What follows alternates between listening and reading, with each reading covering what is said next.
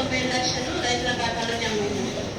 అలాగే రైతు బీమా కింద ఈ జిల్లాలో ఈ సంవత్సరము 272 మంది రైతులు చనిపోగా వాళ్ళ కుటుంబాల ఖాతాలలో 13,60,60,60 వాళ్ళ ఖాతాలలో జమ చేయడం జరిగింది.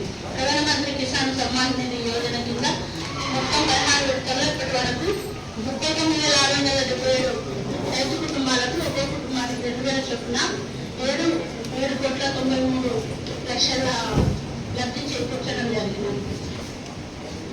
గత మార్చిలో 20వ తారీఖున రోజున పడిన వరదల వరకు జిల్లాలో జన్నపల్లి మరియు ఎన్నారకం పంట నష్టం జరిగింది. దానికి 370 మంది రైతులకు గాను 24,244.01 ఎకరాలలో పంట నష్టం జరిగిందని అంచనా వేయడం జరిగింది. దానికి నష్టపరిహారం కింద 24,40,250 రూపాయలు రైతుల ఖాతాలో జమ చేయడం జరిగింది.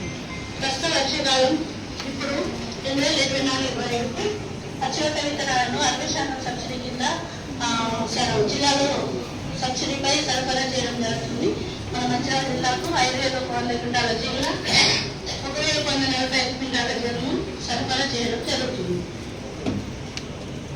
జీల ధర 9,000 క్వింటాల కట్టాలి రైతు కట్టాల్సింది 37,20 రూపాయలు. మొత్తం ధర 9,300 రూపాయలు.